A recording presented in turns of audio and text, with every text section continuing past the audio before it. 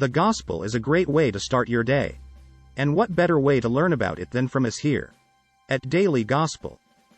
Before starting with today's gospel, remember to subscribe and like, so we can continue making these videos. Share this video with everyone you think would love to hear and see this message from Jesus. We start with the Gospel of January 18th of this great year 2023. Reading of the day. A reading from the letter of St. Paul to the Hebrews. Melchizedek, king of Salem and priest of God Most High, met Abraham as he returned from his defeat of the kings, and blessed him. And Abraham apportioned to him a tenth of everything. His name first means righteous king. And he was also king of Salem, that is, king of peace. Without father, mother, or ancestry. Without beginning of days or end of life. Thus made to resemble the Son of God, he remains a priest forever. It is even more obvious if another priest is raised up, after the likeness of Melchizedek, who has become so, not by a law expressed in a commandment concerning physical descent, but by the power of a life that cannot be destroyed.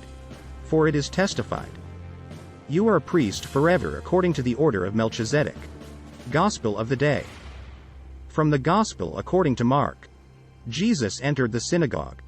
There was a man there who had a withered hand. They watched Jesus closely, to see if he would cure him on the Sabbath, so that they might accuse him. He said to the man with the withered hand, "Come up here before us." Then he said to the Pharisees, "Is it lawful to do good on the Sabbath rather than to do evil? To save life rather than to destroy it?" But they remained silent, looking around at them with anger, and grieved at their hardness of heart.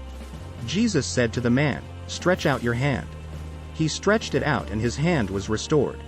The Pharisees went out and immediately took counsel with the Herodians against him to put him to death. Words of the Holy Father. The Gospel for today's liturgy shows a few scribes and Pharisees amazed by Jesus' attitude. Why is Jesus not concerned with this? Because for him, it is important to bring faith back to its center. We see it repeatedly in the Gospel. This bringing faith back to the center, and to avoid a risk, which applies to those scribes as well as to us, to observe outward formalities, putting the heart and faith in the background. Many times we, too, put makeup on our soul, outward formality and not the heart of faith. This is a risk. It is the risk of a religiosity of appearances, looking good on the outside, while neglecting to purify the heart.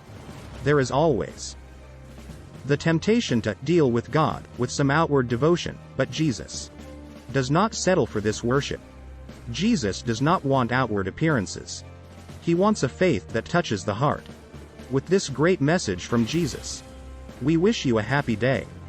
Remember that you help us a lot if you subscribe. We look forward to seeing you tomorrow on the Daily Gospel channel. Follow me